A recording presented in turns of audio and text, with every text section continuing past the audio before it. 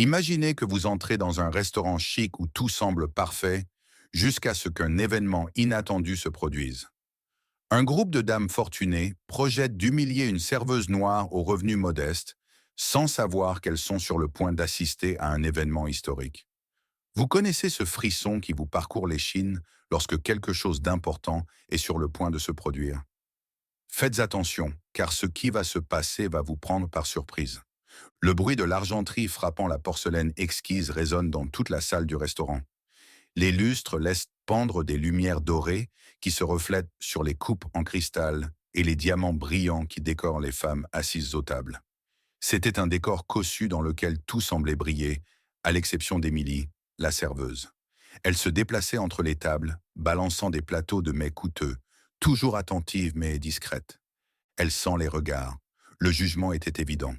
Ce ne sont pas seulement des regards intéressés, ce sont des lames acérées qui transpercent sa chair et lui rappellent la place qu'elle occupe. La pression s'intensifie peu à peu, comme une main invisible qui lui enserre le cou. Mais elle sourit. C'était sa seule protection. Malgré le fait que son âme soit brisée, elle souriait sans faille. Elle savait que ces femmes avaient en vue une ombre, et non une personne passer et disparaître sans laisser de traces. « Regarde celle-là », plaisanta l'une d'entre elles, brisant le silence qui l'entourait. Ses paroles résonnèrent avec mépris dans le hall. Elle ne sait même pas tenir son plat. Les autres personnes, vêtues d'habits de fête, se joignirent au rire. Le terrible son se répercute, chaque ricanement enfonçant un peu plus Émilie dans sa propre obscurité. Elle maintient son sourire. Ne pas montrer de faiblesse, se dit-elle. Mais la chaleur lui monta au visage et son corps se raidit, ses doigts agrippant le linge du plateau si fort qu'il faillit se déchirer. Ses yeux se baissèrent et la culpabilité lui brûla les joues. « Vous devriez voir sa maison », dit une autre femme, les yeux remplis de haine. « Je parie qu'elle est aussi sale que ses mains. » Émilie n'eut pas besoin de jeter un coup d'œil pour voir qu'ils étaient tous d'accord avec des rires moqueurs. Elle n'avait jamais eu à écouter l'opinion qu'ils avaient d'elle. Inférieure. Ils ne voyaient que sa chair et la tenue qu'elle portait. L'une d'entre elles lui tendit un verre vide, le verre froid atteignant à peine sa main, mais les yeux de la femme s'embrasèrent. On aurait dit que le simple fait de lui tendre la boisson était humiliant. « Bien sûr, madame, je vais vous chercher de l'eau tout de suite. » Sa voix était posée et calme, mais à l'intérieur, elle était en feu. Le poids des préjugés et du mépris s'accrochait à elle comme une chaîne invisible, se resserrant de minute en minute. Il ne savait rien d'elle. Émilie n'était pas une simple serveuse, c'était une guerrière. Mais pour ces femmes, elle n'était qu'une ombre, un engrenage dans la roue de ce restaurant opulent. Alors qu'elle s'éloignait avec les assiettes, les remarques dédaigneuses résonnaient dans ses pensées comme un marteau, détruisant tout sentiment de dignité qu'elle avait. Elle respire profondément en s'éloignant des tables, suffisamment loin pour qu'ils ne puissent pas l'entendre, et tente de calmer le tumulte qui règne en elle. Ce n'était pas seulement du racisme, ce n'était pas simplement être considérée comme si rien ne s'était passé. C'était un rappel continuel de l'endroit où elle se trouvait et du fait qu'elle ne pourrait peut-être jamais s'en échapper. Émilie comprend qu'elle est enfermée dans cette réalité. Elle avait des rêves, bien sûr, mais ils lui semblaient lointains, aussi éloignés que les discussions animées et les rires qui emplissaient le restaurant. Les heures passèrent, toutes plus longues les unes que les autres, jusqu'à la fin du service. Le restaurant finit par se vider, mais les humiliations persistent dans son esprit. Il lui semblait qu'elle pouvait encore entendre les rires, comme si elle était coincée dans ce moment, dans cette longue nuit. Lorsqu'elle franchit la porte, l'air frais de la nuit l'engloutit, lui offrant un peu de répit. Les lumières de la ville semblaient moins fortes que celles du restaurant, et le vent nocturne la ramenait à la réalité. Mais même de l'extérieur, elle sentait le poids de l'endroit, le stress d'être considérée comme inférieure. Émilie s'appuya contre un poteau et attendit. Puis elle la repéra. Rachel, son amie d'enfance, était là comme d'habitude, avec son vieux vélo et son sourire chaleureux qui ne s'effaçait jamais. « Hé, Émilie !» Elle lui fit un signe de la main, les yeux brillants de joie, comme si elle pouvait chasser le noir de la nuit. Pendant un court instant, Émilie sentit son corps se détendre. C'était la seule fois de la journée où elle oubliait qui elle était au restaurant. Elle pouvait respirer lorsqu'elle était avec Rachel. « Comment s'est passée la journée ?» demanda Rachel en s'appuyant sur le vélo, la voix légère mais préoccupée. Elle comprenait à quel point Émilie souffrait dans cet endroit. Un autre jour, d'autres humiliations, dit Émilie avec un demi-sourire, essayant de paraître indifférente mais incapable de dissimuler sa colère. Elle voulait que Rachel ne porte pas ce fardeau avec elle, mais les mots sortirent sans être filtrés. Le sourire comme bouclier fonctionnait pour les clients, mais pas pour elle. Cette nuit-là n'avait pas été différente des autres. Les blagues, les regards dégoûtés, le sentiment continuel d'être petite dans un monde où tout semblait plus grand qu'elle. Émilie prit une grande inspiration et essaya de repousser ses sensations. Lorsqu'elle descendit les escaliers du restaurant et vit Rachel debout à l'extérieur, elle ressentit une vague de réconfort dont elle ne se rendait pas compte qu'elle avait besoin. «Comment s'est passée la journée?» demanda Rachel, l'anxiété voilée par un sourire agréable. Émilie tenta de paraître puissante. «Pas grand-chose, vraiment. Toujours la même chose.» Mais ce n'est pas tout. Ce n'était pas simplement plus de la même chose. À l'intérieur d'elle-même, elle avait l'impression qu'une cocotte minute était sur le point d'exploser. Elle regarda sa copine et feignit un petit rire, tentant de rompre le silence. Mais la réalité est tout autre. Chaque mot de mépris qu'elle a entendu ce soir-là semble avoir enfoui au plus profond d'elle-même un endroit terrible où elle ne voulait pas aller. Rachel était trop perspicace pour l'ignorer. «Il faut que tu arrêtes de te laisser faire, Émilie.» Son ton était fort mais gentil. «Tu es supérieure à eux. Qui sont-ils pour te démolir?» Les mots sont entrés, mais n'ont pas eu beaucoup de place pour rester. La journée avait été éprouvante. «Oui, j'en suis consciente, mais c'est difficile. Je ne sais pas combien de temps je vais pouvoir supporter cela. Il semble que ce soit de pire en pire.» Elle ne pouvait plus le cacher. Chaque jour au restaurant, le poids sur son dos s'alourdissait un peu plus, et même à l'extérieur, il la traînait, lui rappelant son poste. Elles se promenaient ensemble dans les rues sombres, Émilie donnant un coup de pied dans une pierre ici et là, comme si cette activité l'aidait à s'éclaircir l'esprit. «Je m'inquiète parfois de savoir si c'est à cela que ressemblera ma vie. Vous savez, être simplement serveur. Répéter cela tous les jours jusqu'à ce que je n'en puisse plus.» Rachel fait une pause et lui prend le bras. «Et pourquoi crois-tu cela? Tu te souviens de tes peintures? Émilie, tu as un don. Tu l'as toujours eu, depuis ton plus jeune âge. Pourquoi n'essaies-tu pas de te concentrer là-dessus? Sors de cette ornière.» Ah, les douleurs. Comme si c'était si simple. Émilie baissa le regard et frappa le sol plus fort. «Je n'ai guère le temps, Rachel. J'arrive à la maison épuisé. J'ai du mal à réfléchir. Encore moins à peindre.» Ce n'était pas une excuse. C'était la réalité. Elle avait une forte envie de peindre. Mais comment pourrait-elle le faire alors qu'elle avait passé toute la journée à servir des dames qui la traitaient comme si elle était invisible? Comment pouvait-elle faire quelque chose de beau alors qu'elle se sentait si écrasée? Elle se sentait coincée. C'est bien cela. C'était comme si des bandes invisibles retenaient ses pieds, l'empêchant de faire un seul pas en dehors de cette boucle. Rachel continuait d'à parler, espérant éveiller quelque chose en Émilie. Mais celle-ci était déjà loin, enfouie dans ses propres pensées, plongée dans l'émotion qui la submergeait. Lorsqu'elle finit par arriver à la maison, le calme est oppressant. Le modeste appartement, avec ses murs gris et arides, représentait ce qu'elle ressentait à l'intérieur. Elle jette sa valise par terre et jette un coup d'œil autour d'elle. Dans un coin de la pièce se trouvait la vieille boîte de sa mère. Elle ne l'avait pas ouverte depuis longtemps. Émilie n'y avait pas touché depuis le départ de sa mère. Elle ressemblait à une blessure non cicatrisée. Cette nuit-là, cependant, quelque chose l'attira là. Peut-être était-elle frustrée, en colère, ou simplement lasse d'avoir l'impression de vivre la vie de quelqu'un d'autre. D'une main tremblante, elle a ouvert la boîte. La première chose qu'elle remarqua fut une vieille photo de sa mère, tenant un pinceau et souriant comme si le monde entier était devant elle. Émilie effleure la photo du bout des doigts et sent sa poitrine se serrer. Sa mère est une artiste célèbre, forte et sûre d'elle. Émilie n'a pas l'impression de l'être. Sous le portrait, il y a des coupures de presse avec des évaluations élogieuses des spectacles de sa mère, toutes plus flatteuses les unes que les autres. Elle avait toujours su que sa mère avait du talent. Mais voir ces mots noirs sur blanc, écrits par des gens qui la respectaient, exacerbait son sentiment d'inadéquation. Émilie marmonne devant la photo. «Tu étais si forte, maman. Pourquoi ne suis-je pas comme ça?» La réponse est silencieuse. La réponse était silencieuse. Elle baisse les yeux sur les documents qu'elle tient dans ses mains et sent la rage se transformer en quelque chose d'autre, de la détermination. Peut-être était-ce l'épuisement ou la somme de tout ce qu'elle avait vécu, mais quelque chose en elle commença à changer. Elle referma soigneusement la boîte, comme si elle contenait plus que des souvenirs. Peut-être était-il temps d'essayer. Peut-être était-il temps d'arrêter d'écouter ceux qui lui disaient qu'elle n'était pas assez bien. Le lendemain, le restaurant était comme il l'avait toujours été, plein de rires étouffés et de murmures orduriers qui flottaient en l'air comme un poison silencieux. Émilie se déplaçait parmi les tables en portant le même masque, un faux sourire cachant la tempête qui faisait rage à l'intérieur. Cette fois-ci, quelque chose était différent. La boîte de sa mère, les œuvres d'art perdues et les souvenirs enfouis.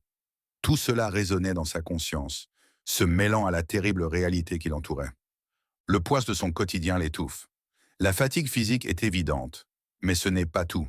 C'est comme si chaque jour, chaque garde, chaque remarque acerbe des clients lui arrachait un morceau de son âme. Émilie faisait tout ce qu'elle pouvait pour garder la tête haute. Mais le fait est qu'elle se désintégrait de l'intérieur. Les commentaires de Rachel se répètent dans ses pensées, la poussant à poursuivre une carrière artistique. Tu as du talent, Émilie. Tu l'as toujours eu. Mais comment y croire? Comment pouvait-elle percevoir quelque chose d'exceptionnel en elle, alors qu'elle avait passé toute sa vie à s'entendre dire qu'elle n'était rien de plus qu'un serveur, une ombre dans le décor d'un salon somptueux? L'agonie physique était la même qu'à l'accoutumée à la fin du service, mais c'est le doute qui l'accablait le plus. Le doute qui l'habitait depuis qu'elle avait ouvert le cadeau de sa mère. Et si elle essayait? Et si elle échouait encore? Qu'est-ce qui était le pire? Vivre dans cette existence, inaperçue et dévastée, ou tenter sa chance et échouer? Elle a l'impression d'être coincée dans une impasse, la peur bloquant toutes les portes autour d'elle. En rentrant chez elle, la fatigue s'insinue dans ses jambes et elle peine à monter les marches de l'immeuble. Son esprit s'emballe. Chaque idée est plus lourde que la précédente. Lorsqu'elle franchit la porte de l'appartement, la première chose qu'elle vit fut le coin de l'atelier improvisé, où les peintures et les pinceaux étaient de poussiéreux. C'est comme si elle voyait une partie d'elle-même qui sommeillait depuis longtemps. Émilie s'arrêta devant la table de peinture, ses mains tremblantes parcourant les pinceaux, comme si elle cherchait une réponse. Cependant, elle ne ressentait que le vide, un trou infini dans sa poitrine. Elle voulait croire qu'il y avait encore quelque chose en elle qui pouvait la faire se sentir vivante à nouveau. Mais le poids des échecs passés l'entraînait vers le bas. Elle saisit nerveusement un pinceau et le plongea dans la peinture bleue. Le premier coup de pinceau sur la toile était hésitant, presque invisible, mais il y avait quelque chose dans ce mouvement. Une étincelle, la rage accumulée, la haine ressentie au quotidien, le poids de l'héritage de sa mère, tout cela semblait se mêler à la peinture et déborder à chaque coup de pinceau. Mais le doute subsiste. Et si elle n'était pas assez bien? Et si les gens ne voyaient en elle que la fille de l'artiste et ne réalisaient jamais qui elle était vraiment? Chaque coup de pinceau était un choc entre ce qu'elle aspirait à être et ce que le monde pensait qu'elle était. Elle peignait jusqu'à ce que ses mains tremblent d'épuisement et que son corps réclame du repos. Mais comme elle, la toile reste inachevée. Elle était à l'image de sa propre vie, pleine de marques, de couches incomplètes et d'une recherche frénétique de structure et de but. Émilie comprend qu'elle mène une guerre intérieure. Il ne s'agissait pas seulement de peindre, mais aussi de se montrer à elle-même qu'elle pouvait faire plus que simplement servir des tables, qu'elle pouvait être plus que ce que les autres voyaient. Mais en jetant un coup d'œil à la toile, elle se sent à nouveau découragée. Que veut-elle vraiment? Pourra-t-elle un jour se libérer de la boucle qui la lie? Elle baissa son pinceau, le regard fixé sur la toile à moitié terminée. L'immobilité de l'appartement l'entoure lourdement. Elle avait beau vouloir penser le contraire, les questions persistaient dans ses pensées, aussi bruyantes que les rires moqueurs des clients du restaurant. Émilie jeta un dernier coup d'œil au tableau avant d'éteindre la lumière. Elle comprit au fond d'elle-même que c'était là son combat. Le tableau était plus qu'une simple œuvre d'art. Il reflétait son incertitude, ses cicatrices et son inquiétude de ne pas être à la hauteur. Le découragement était écrasant, mais il y avait une lueur d'espoir. Il ne lui restait plus qu'à choisir de l'entretenir ou de la laisser partir pour de bon. Les journées au restaurant sont restées les mêmes. Les rires des clients résonnent sur les murs, toujours durs et dirigés contre elle. Mais il y avait quelque chose d'inhabituel chez Émilie. Quelque chose semblait s'être réveillé sous la routine oppressante et les humiliations quotidiennes. Ce n'était pas suffisant pour éloigner le chagrin, mais cela l'empêchait de sombrer totalement. Émilie rentrait chez elle après chaque journée de travail avec un sentiment d'urgence indéniable. Ce sentiment de ne pas être à sa place, d'être coincée dans une vie qu'elle n'a pas choisie, la ramène dans le petit studio improvisé dans le coin de son appartement. Les peintures, qui étaient auparavant poussiéreuses, étaient maintenant son échappatoire. Chaque soir, fatiguée, elle s'assoit devant la toile. Les pinceaux ne sont plus bizarres dans ses mains. Émilie a l'impression qu'à chaque coup de pinceau, elle vide plus que de la peinture. C'est comme si elle libérait une partie d'elle-même qu'elle avait gardée cachée pendant des années. Sa rage, son exaspération, son angoisse. Tout était là, mêlé aux teintes qui coulaient maintenant sur la toile. Les soirées sont longues et solitaires, mais dans la solitude, Émilie réalise quelque chose qu'elle avait oublié, qui elle est. Il y avait une étincelle, une petite flamme qui avait été longtemps étouffée par le stress de la vie. Mais aujourd'hui, stimulée par son irritation, elle commence à se répandre. À chaque coup de pinceau, à chaque couche de peinture, la détermination grandissait. C'était plus que de l'art, c'était de la survie. C'est ce qui lui permet d'avancer, ce qui lui donne l'espoir qu'il y a plus dans la vie que des plateaux et des regards méprisants. Un soir, alors qu'Émilie travaillait sur sa toile, on frappa légèrement à la porte. Rachel, comme à son habitude, apparut au moment où l'on avait le plus besoin d'elle, même si elle n'en était pas consciente. « Tu prends vraiment ça au sérieux ?» commenta Rachel en entrant et en regardant le tableau encore inachevé. Elle s'attarda un moment, appréciant l'effort de son amie et examinant chaque détail. « Émilie, c'est génial! Tu y mets toute ton âme !» Émilie haussa les épaules, essayant de cacher la fierté qu'elle ressentait. « C'est tout ce qu'il me reste. » Sa voix était basse mais forte. Rachel comprit que ce n'était pas une mince affaire. « Tu devrais le révéler au monde, n'est-ce pas? Tu ne peux pas garder ce talent caché dans cet appartement. Il y a un concours d'art local.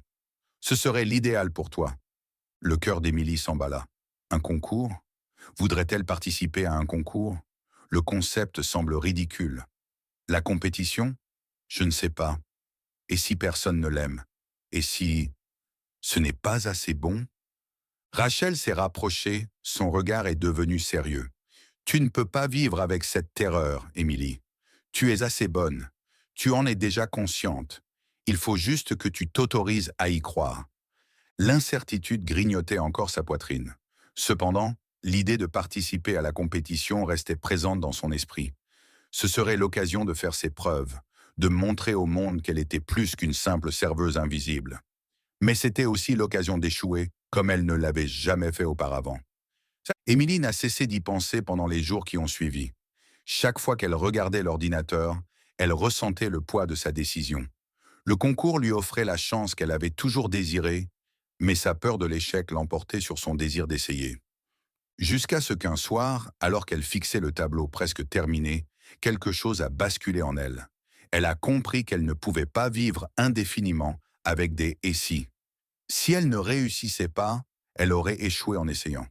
Mais ne pas essayer, c'était un fardeau qu'elle ne pouvait plus supporter.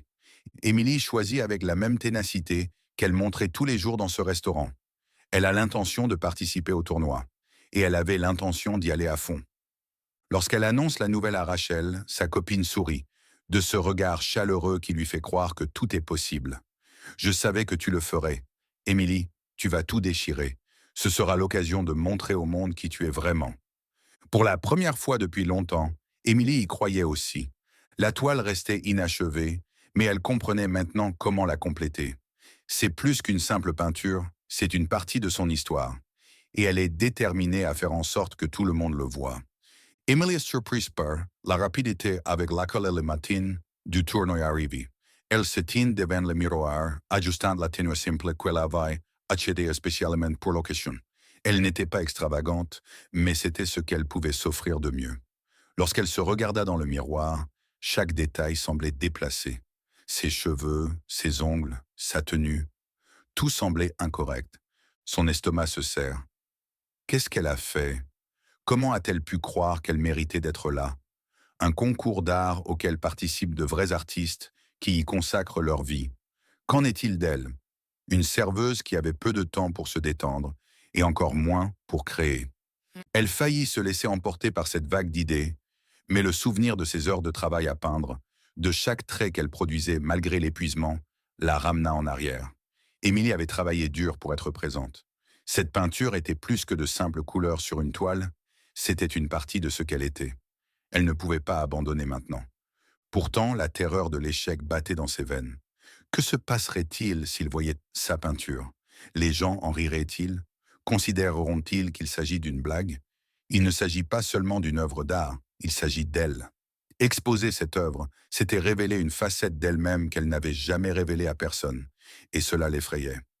Émilie est soulagée lorsque Rachel se présente à la porte de son appartement, impatiente de l'emmener à l'exposition. Elle n'était pas seule. Tu es magnifique, Émilie. Et ta peinture? Il est fantastique. Rachel tente de lui remonter le moral, mais elle sent le stress dans les épaules de son amie. La promenade jusqu'à la galerie est silencieuse. Émilie était plongée dans ses pensées et chaque pas lui semblait plus lourd que le précédent. Lorsqu'elles arrivèrent enfin, elle s'arrêta un moment, contemplant l'énorme structure qui s'offrait à elle. Les portes vitrées lui renvoyaient leur image, et pendant une minute, elle ne vit que la serveuse. La dame qui passait d'innombrables heures à servir des femmes riches qui la détestaient. Elle ne voyait pas une artiste, mais Rachel posa sa main sur son épaule. Tu es plus que tu ne le penses, Émilie. La voix de son amie était calme, mais énergique. Tu es déjà là. Il ne te reste plus qu'à montrer tes capacités au reste du monde. Émilie entra, ravalant son inquiétude. La galerie était pleine. Des personnes bien habillées circulaient parmi les œuvres, discutant de ce qu'elles voyaient et signalant des aspects qu'elles ne reconnaissaient pas.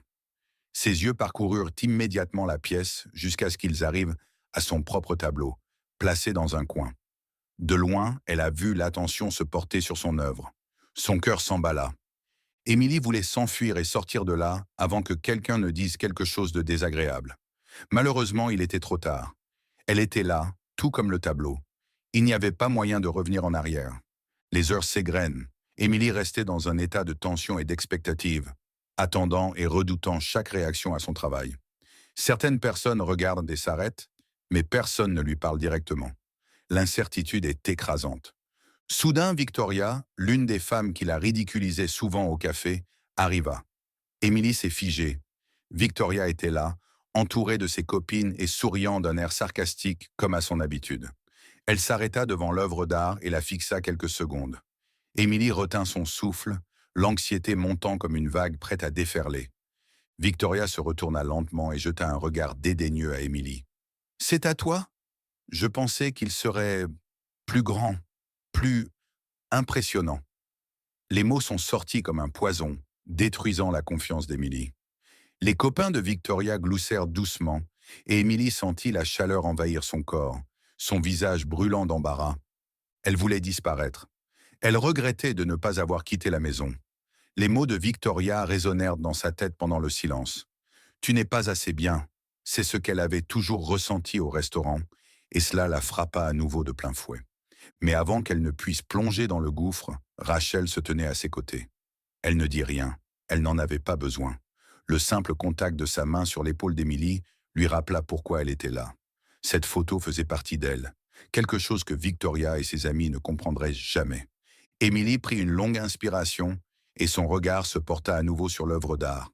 Tout, même les couleurs et les formes, exprimait son histoire et sa souffrance. Ce que Victoria disait ou pensait n'avait aucune importance. C'était la sienne. Et pour la première fois depuis longtemps, Émilie sentit un élan de courage monter en elle. Il ne s'agissait plus de gagner ou de perdre le concours. Il s'agissait d'avoir la confiance de montrer qui elle était, d'être vulnérable, même si cela signifiait faire face à un rejet. Émilie redressa les épaules et leva le menton. Elle est présente, et c'est une victoire. Émilie attend nerveusement la fin de la soirée, lorsque les juges commencent à évaluer les peintures. Quel que soit le résultat, elle sait qu'elle a accompli plus que ce qu'elle avait prévu.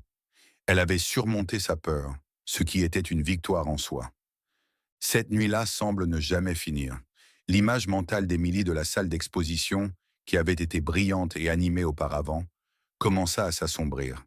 Après la remarque venimeuse de Victoria, Elle avait l'impression d'être de retour au restaurant, au centre des regards dédaigneux, des plaisanteries acerbes et de l'érosion progressive de sa dignité. Quels que soient ses efforts, on lui rappelle constamment qu'elle n'a pas sa place dans cet environnement. Elle essaie de rester silencieuse, debout à côté de sa photo, et a senti son corps se raidir. Ses doigts se sont crispés sur le gobelet en plastique qu'elle tenait, manquant de l'écraser. La rage bouillonnait en elle, doublée de l'humiliation, de l'embarras et de l'inquiétude permanente de ne pas être à la hauteur. Les mots de Victoria étaient comme un courant électrique qui courait dans ses veines, déclenchant à chaque fois une nouvelle vague de colère. Cependant, cette fois-ci, il y a quelque chose d'inhabituel. Au lieu de sombrer dans un sentiment d'inadéquation, quelque chose à l'intérieur d'Émilie commença à s'agiter. Une voix intérieure, presque étouffée par l'embarras, se mit à lui crier dessus. Pour la première fois, elle écoute. Elle jette un nouveau coup d'œil à son tableau. Les teintes brillantes, les formes audacieuses et étonnantes. Tout y reflétait son existence, son combat pour vivre dans un monde qui cherchait à la rabaisser. Chaque coup de pinceau exprimait sa rage, sa déception et le pouvoir qu'elle ne se rendait même pas compte qu'elle possédait. Ces dames, Victoria et ses amis, n'avaient aucune idée de qui elle était, de ce qu'elle avait vécu ou des défis quotidiens qu'elle devait relever. Elle ne voyait que la tenue de serveuse et la peau foncée qu'elle détestait secrètement. Mais sur cette toile, Émilie n'était pas la serveuse. Elle était là, l'artiste, la femme qui ne voulait pas être réduite au silence.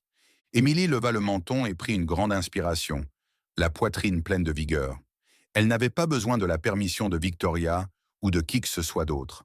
Son œuvre n'était pas pour eux. Son œuvre était pour elle-même. C'était l'expression de sa propre vérité que personne ne pouvait lui enlever, quoi qu'il dise ou tente de faire. Alors qu'elle traversait lentement le hall, sa rage grandissait. Au lieu de reculer sous les regards critiques, elle sentit son corps se redresser et ses pas se durcir. Ce travail artistique, cette compétition, était sa réponse à tous ceux qui la mettaient en doute, la rejetaient et la traitaient comme si elle était invisible. Quelle que soit la suite des événements, Émilie savait qu'elle voulait être vue et entendue. Lorsque les jurés sont arrivés à son œuvre, elle s'est tenue à l'écart et les a observés en silence. Son cœur battait encore la chamade, mais ce n'était pas seulement de la peur, c'était de l'anticipation. Elle était prête, préparée à tout ce qu'il dirait et à tout jugement qui viendrait.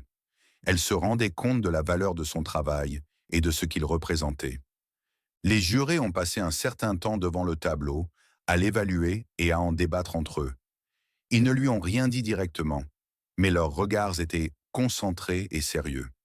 Au bout de quelques minutes, ils passent à la tâche suivante, laissant à nouveau Émilie seule. Cependant, quelque chose était différent à présent. La honte que Victoria avait tenté d'accumuler sur elle avait été absorbée et transformée en force. Émilie a connu pire.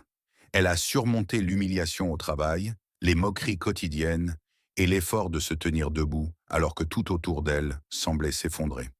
Et maintenant, une fois de plus, elle avait réussi. Elle prit une grande inspiration, sentant l'oxygène remplir ses poumons, comme si elle avait passé un long moment en dessous. Le simple fait de se présenter là, d'avoir le courage d'exposer sa peinture, était un accomplissement personnel. Émilie ne s'était jamais autorisée à imaginer qu'elle pouvait être plus que ce que les gens voyaient. À la fin de la soirée, Émilie s'est rendue compte que, quelle que soit l'issue du concours, elle avait surmonté quelque chose de bien plus grand. Elle n'était plus la serveuse invisible qui se cachait derrière de faux sourires. Désormais, elle était une dame qui comprenait sa valeur et ne laisserait personne, surtout pas Victoria, la lui enlever. Émilie sortit du musée la tête haute, et même s'il faisait nuit dehors, elle pouvait voir une lumière sur le chemin devant elle. Le silence qui régnait dans le public lorsque les juges montaient sur scène était presque assourdissant.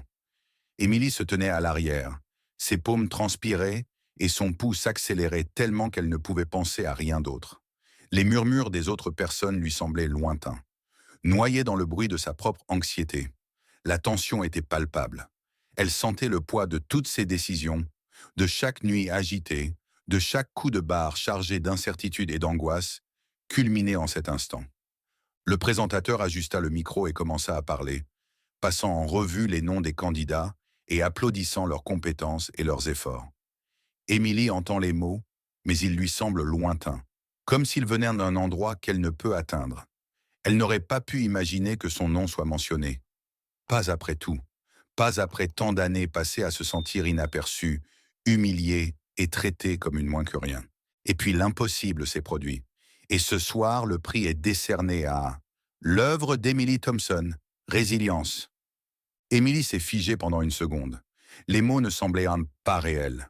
Son esprit n'arrivait pas à comprendre ce qui venait de se passer. Le temps semble s'être arrêté et tout ce qui l'entoure disparaît. Les lumières, les gens, les voix. À l'exception du son de son nom qui résonnait dans le couloir, tout se brouillait.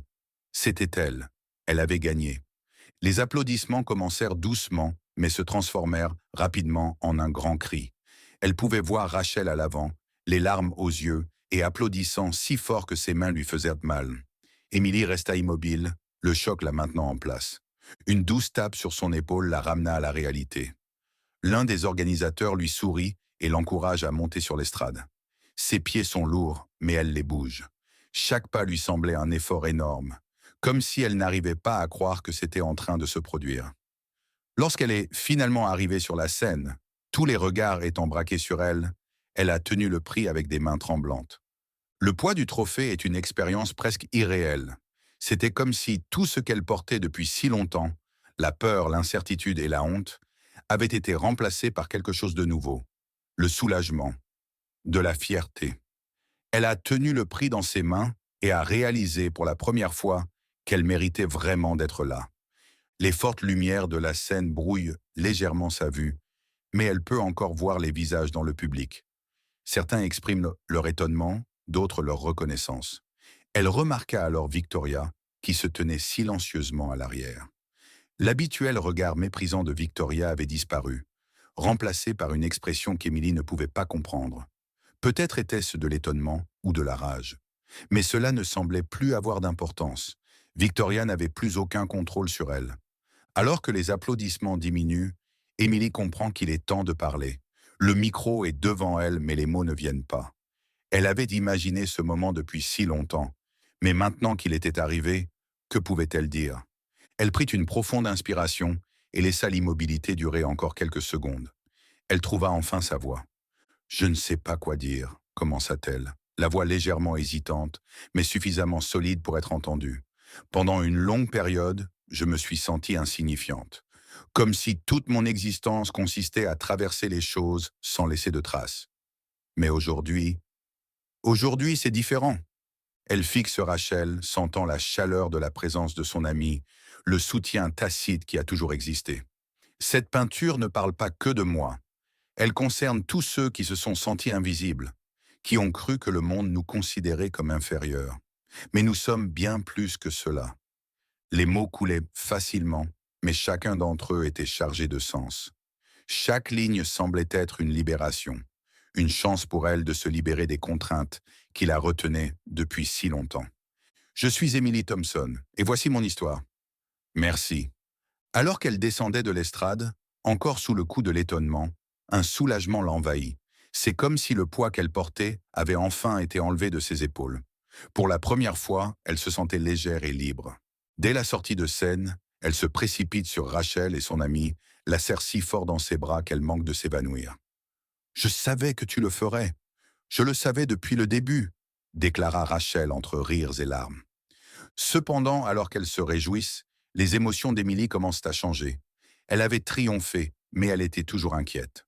Lorsqu'elle décroche son téléphone pour vérifier s'il y a des messages de félicitations, un numéro inconnu apparaît sur l'écran avec un message bref et glacial.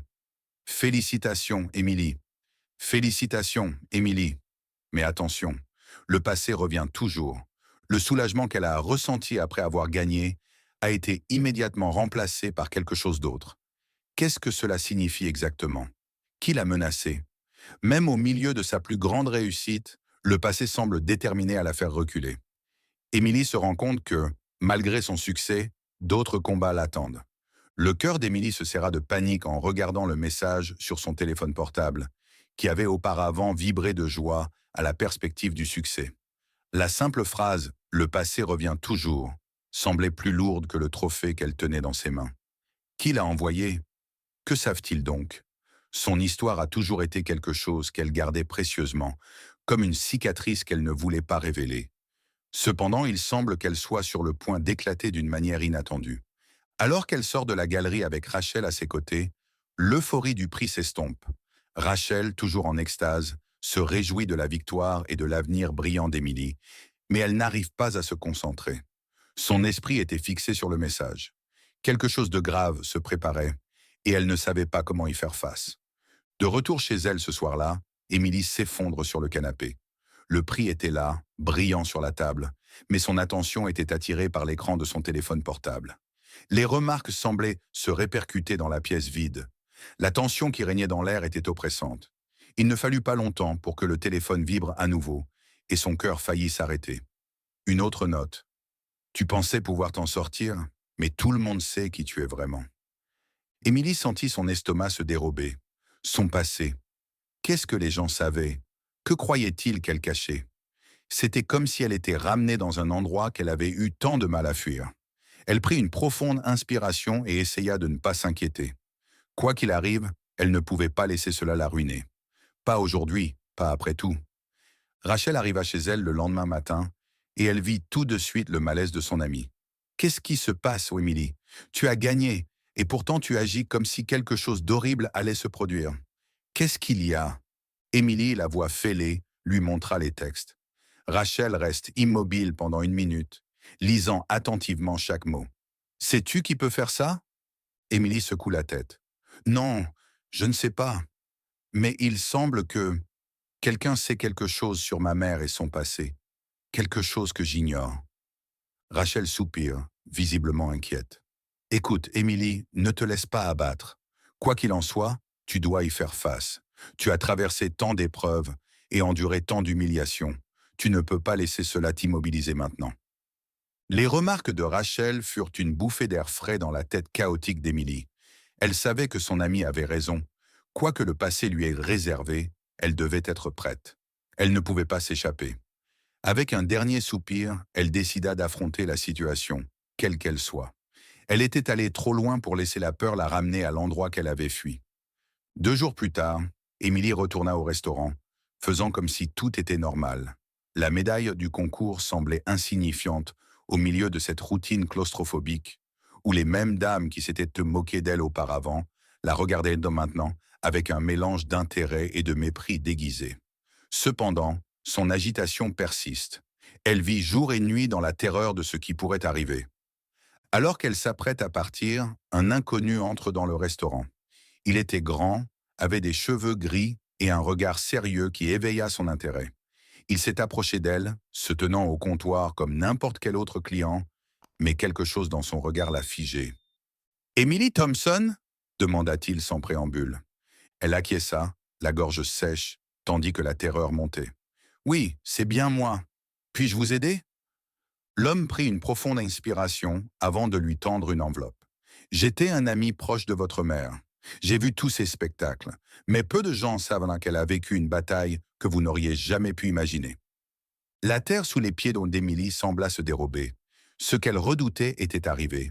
Ses mains tremblent lorsqu'elle ouvre la lettre. À l'intérieur se trouvait une collection de documents et de vieilles photos de sa mère. Émilie en reconnut certaines, mais d'autres étaient d'âme plus récentes, prises à des moments terribles, et elle ne les avait jamais vues auparavant. Une lettre se trouve à côté des documents. Sa mère l'a écrite comme une confession. Elle y évoque les difficultés qu'elle a rencontrées dans le domaine de l'art en tant que femme noire dans un milieu élitiste et raciste. Elle décrit comment, à un moment donné, elle a dû dissimuler un aspect de sa vie pour continuer à être acceptée par les galeries et les expositions. Quel est ce secret? Pour éviter la discrimination, elle a acquis une autre identité et s'est créé un passé fictif.